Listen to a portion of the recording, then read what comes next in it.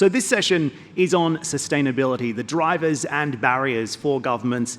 It is a critical topic as COP28 comes into the UAE later on this year, and as the energy crisis continues to impact markets and drives technological adaptation around our region. Governments around the region are also coming under some pretty intense scrutiny, some intense pressure to diversify and to transition to lower carbon economies while also protecting economic growth. So we have a lot to talk about today. And I am thrilled to be joined by a really esteemed panel as well. They are brilliant, they are diverse, but there is a common thread here because each of the gentlemen who we have on stage are leaders in their industries. They are decision makers who have each had a major impact on the direction and strategy of their organizations. So we'll jump straight into the conversation, and thank you again for being with us. So Christian, I'd like to begin with you first as we look at this intersection between technology, energy resilience, and energy security. What is the common thread as the leader of a large organization in the energy technology space? Yeah, thanks very much, and thanks for having me. First of all, I think you cannot untangle this. We always have to be aware. At the end, it's about investing into infrastructure and doing this with projects which take time.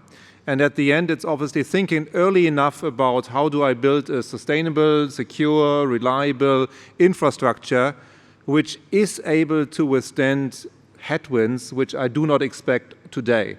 So I think you cannot really untangle these different elements, and this is why it's so important that obviously we bring these different things together and say, well, how are we best doing it?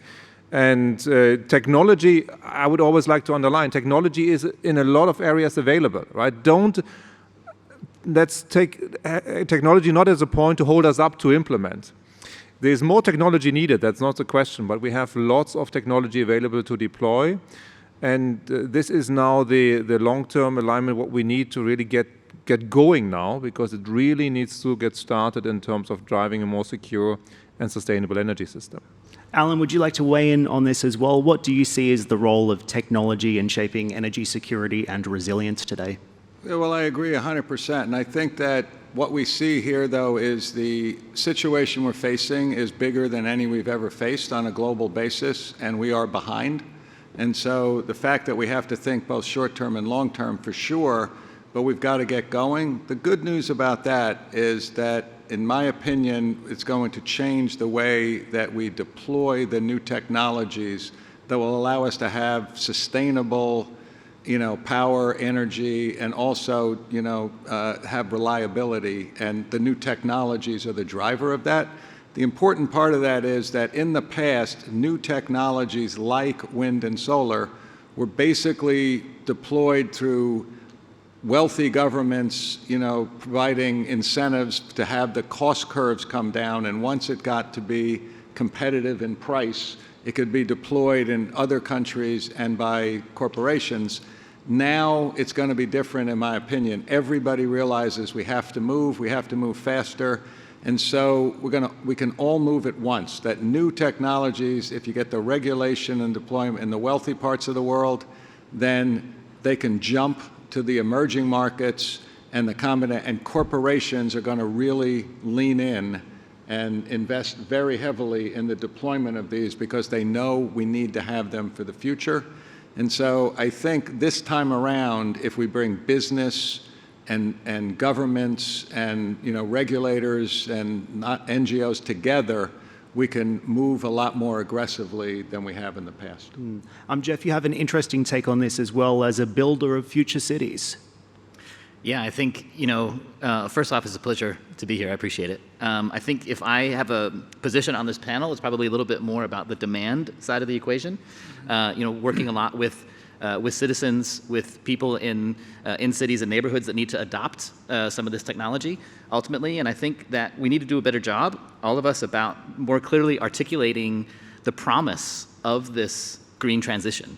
So yes, it's about carbon and smart power grids and charging stations, but we need to clearly articulate more about the healthy living, the happier and more connected citizens, and be sure that we're joining those things up really authentically. So part of it is a little bit of a mind shift about not only our narrative, but our ambitions and how, really smart people leading businesses are thinking about how those ambitions for everyday quality of life can come to the fore.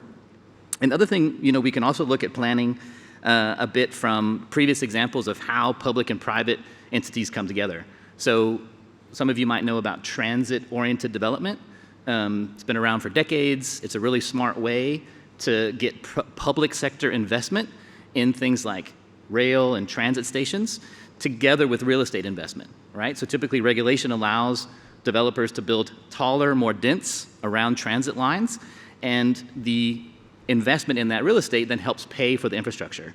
And I think it would be interesting, be curious what you all think also about maybe developing energy-oriented development, right? Can we be smarter about urban planning and architecture where our green energy is going to be produced? Can we think more about how maybe subsidies between the investment in the actual land? First off, we can think a little bit wiser about where are we going to put things like wind, solar, nuclear production facilities. Can we think wiser about that potential revenue helping to subsidize healthier cities and giving access to essentially higher quality of life for people? So there's maybe some well-tested models like transit-oriented development that we can learn from and change and tweak and think about something like energy-oriented development or something along those lines could be a nice way to very tangibly connect public and private with citizens' interests in mind. Yeah, it's fascinating. And for the capital allocators who are on the panel, the other interesting question as well is how are we going to pay for it and how much is it going to cost, which is a pretty critical challenge when it comes to addressing these issues. But Hiro, I also wanted to hear from you. You have a unique perspective on this as not just the former Chief Investment Officer of the Japanese Government Pension Board, but also as a board member of Tesla. So give me your take on this. How do you see this intersection between energy security and energy resilience, and what trends are you seeing in mobility in particular, given your role at Tesla, which is arguably one of the most important companies in the world in this space today? Thank you. It's good to be here. Well, you gave me a very big question, but let me put my perspective as the sort of professional managing a big capital. I think one of the big agenda for the investor for the last 10 years is how to put the money behind the necessary change or necessary innovation. So all the energy transition and et cetera, we know it's necessary, and that each government has their plan to how to introduce it. But we always have an issue that whether the private capital is following or even accelerating that shift. And then that has not been really available or like not in place yet. And then the most common kind of excuse for no investment from the investor community is there's no data, there's no transparency of the project. So on one hand, the UN has been pushing. I was a former special envoy on the UN to promote sustainable investment, where we push very hard for the global disclosure, financial disclosure standard makers to come up with the sustainability disclosure standard to basically take out the excuses and also give the financial professional as the kind of like a basis for them to make a judgment.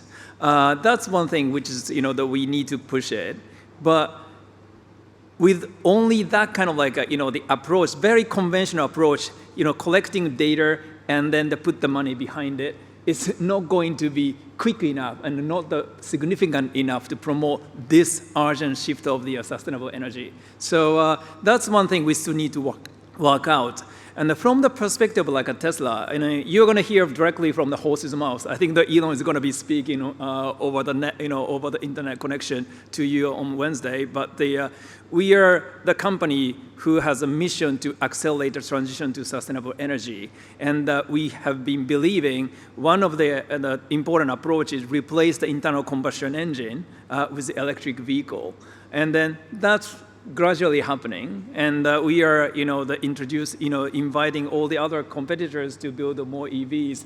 But one thing I just want to throw into this discussion is, each time, maybe just the Siemens the project as well. But on one hand, the government is trying to push private sector to build more sustainable infrastructure.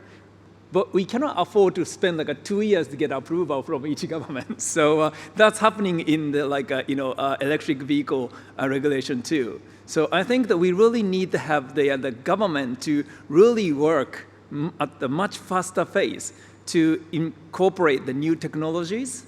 And then the last thing I just want to put is, without the government intervention of strong leadership, consumer, not only consumer, but also the investor, tend to make a decision based on today's market price or today's available information.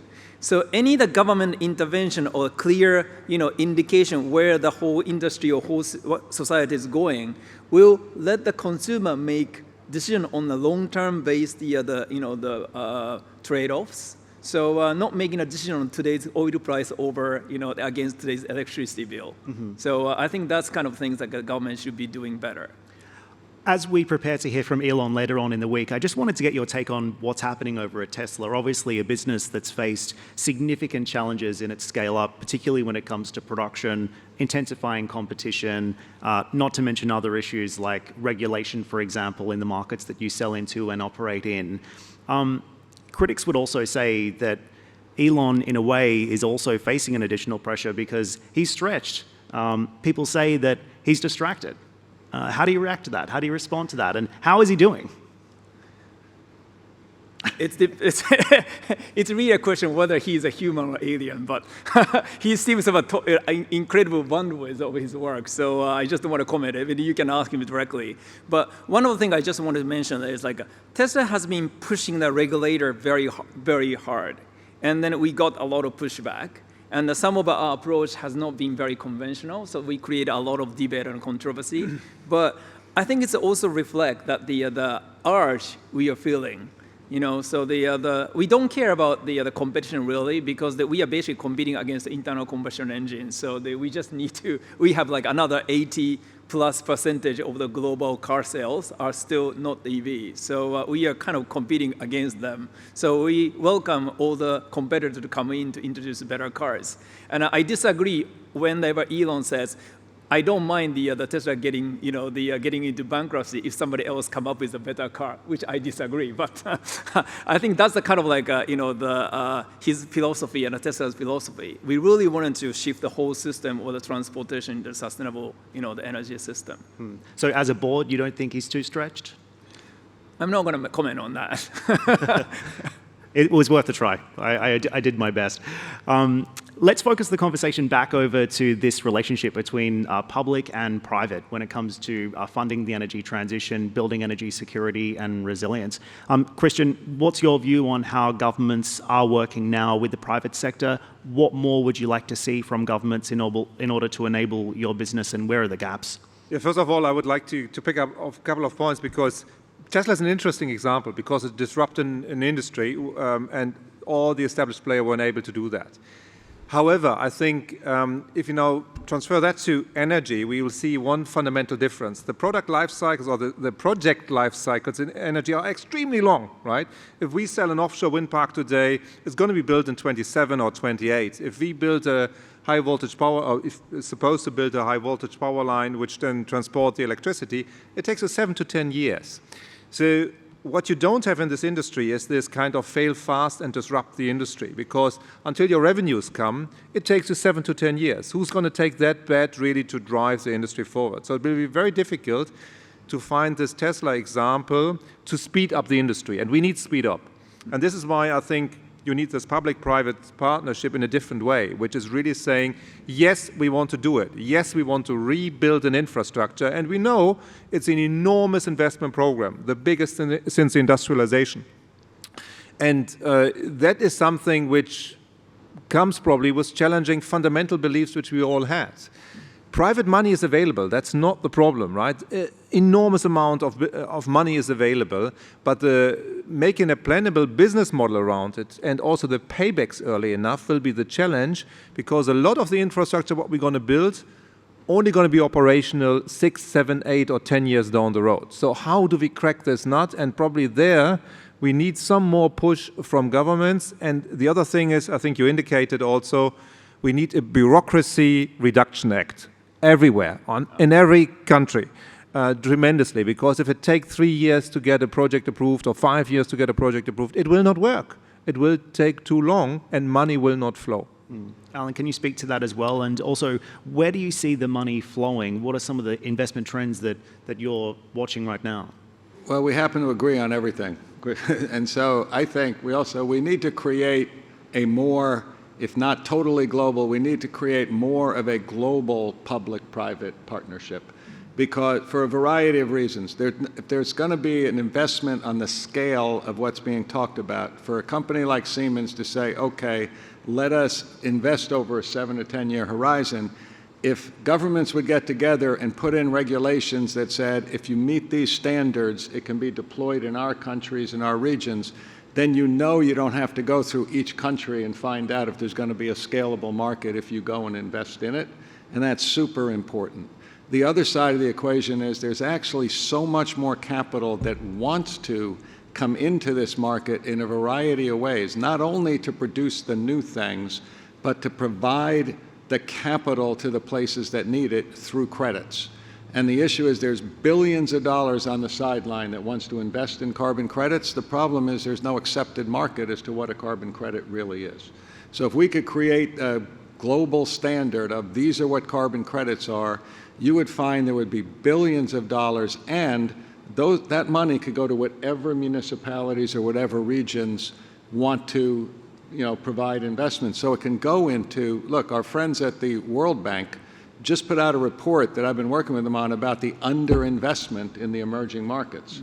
So there needs to be more investment. If you can get credits for doing things the right way, those credits could get this deployed a lot faster. And companies want to do it because they want to see it come down the cost curve, because they know they're going to have to be there 5 years and 10 years from now. So putting these things together, and then on the investment side, their investors want to invest behind these ESG things, but then if they see a business model that is sustainable. And one last thing I'll say. We know we need to invest in all of the new clean, the nuclear, the hydrogen, all these things we need to invest in. But let's be clear, we're talking about sustainability, but also reliability, right? We need to have energy. And with the demand for power and energy, we have to make it clear that we have to increase our production of fossil fuels and natural gas on a very significant basis. And the part of that, one, we have to do it for security. And two, there are a number of technologies available today, like direct air capture and others, that can decarbonize the fuels that we go find if we want to burn them, so that we can, create both sustainability but also stability. And if we can just get together and do it, it will also create a lot of jobs and some growth that we need in the global economy. Alan, just to follow up on that, I'm curious, as someone of your experience who has really built a career and a lifetime on Wall Street, do you think that ESG investing in particular has become too politicized? Well, I'm going to try and think about a subject that hasn't become too politicized. And so it clearly has, but a lot of it is because it is not, it's the way it's said. ESG investing is not about we're going to invest in these things because we think it's the nice thing to do. The clear point of it is we want to invest in ESG because we know that long term, if we cannot have these things delivered by these companies, consumers aren't going to want to buy their products and everything else, and they'll be taxed and all these reasons. So ESG investment is really about investing. Larry Fink said it the other time. He said he thinks the next 100 unicorns are going to be basically, companies that go to $1 billion are going to be companies that are bringing the new technologies to fight climate. So ESG is just part of this. It is the right thing to do, but it's also the profitable thing to do. Jeff, I want your take on how this will ultimately impact the human experience at the end of the day, because this is something that you specialize in. And when you look at your own design philosophy, I know you were mentioning before that one of the things that guides you and drives you is making public life an intentional driver for design, policy, and governance. So that is putting humans at the forefront. Why is that important? Yeah, I think it's, it is really important to just think a little bit about the human animal in all this and bring some reality here, right? So in general, nice. I'd like to say very, very lovingly that humans are generally very busy and pretty lazy. Or energy efficient, whatever you want to call it besides lazy, right? And I think there's a real truth in what you were saying there, Alan, at the end, just about I think those that are fighting for sustainability, interested in climate, there's been a discussion about basically trying to fight against human nature, telling all these folks, consume less, do less, and which is really, it's one thing in wealthy countries, but it's even more unfair in unwealthy countries, right? To say low-income folks, hey, no, you don't get more energy because it's dirty, or you don't get more opportunity because it uses more carbon. And I think we have to really change the dialogue. And how I interpreted what you were saying is that we have to be honest. We're going to use more energy. We're going to have more people on the planet using more stuff, and that's good. Then if we're honest, then we're making sure that people are using more green energy or more clean energy and have better access to this opportunity. But there's a counter argument that I see in a lot of sort of my creative circles, maybe outside of finance, that are just constantly talking about conserve, and I just don't think it's fair, and it's not doing justice to like the real human experience, which is going to want more things. So I'm interested in a shift that maybe we can agree across public and private towards abundance rather than scarcity, but then using technology and using the right sort of language and ambition around human experience to get us there. Hiro, you agree with that? Yeah, I agree. And can I just touch upon the ESG being politicized? Please.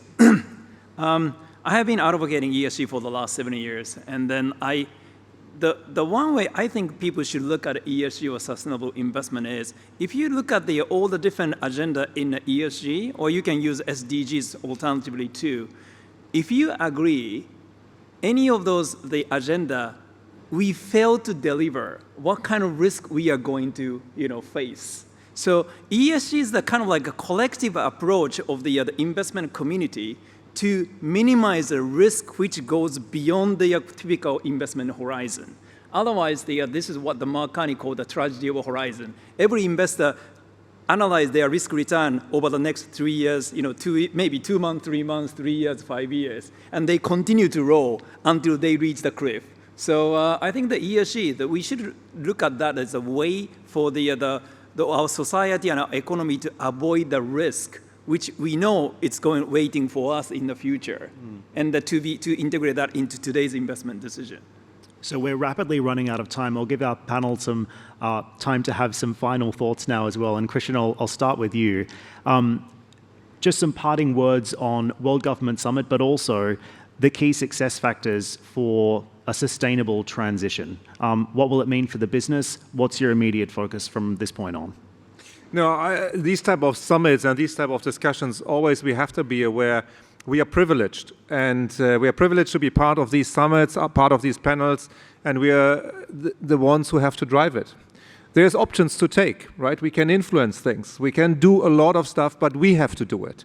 And this would always be my pledge in these rounds. There's nobody else, right? I mean, if we don't get it together, if we don't drive, either coming from the government or coming from the corporate side, then nobody else is there. We are the most privileged people on the planet who can drive it forward, so we better get started.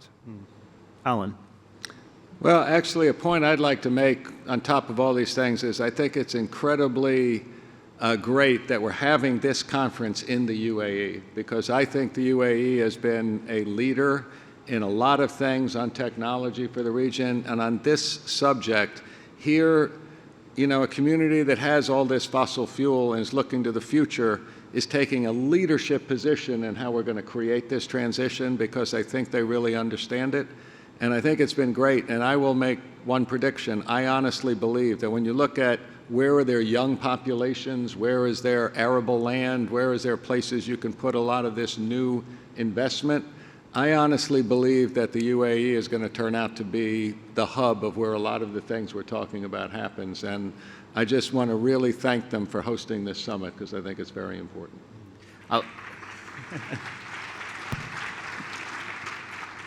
Quickly building on that, not only the UAE part, which I wanted to also really gush about, but since you got the applause, I don't want to leave it at that. But I do believe that not only in the UAE, but a lot of places where populations are young, I just want to emphasize, I've got a 10-year-old and a 13-year-old this generation alpha, we have to be thinking much, much more about their needs, and they're already pretty far ahead of the curve here, but if we can really have them in the forefront, that's going to be important.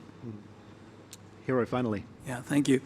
Well, I grew up in finance, and I'm a genuine believer of free market and a market efficiency. But the problem with the market, the perception of market being right is it's right in the end.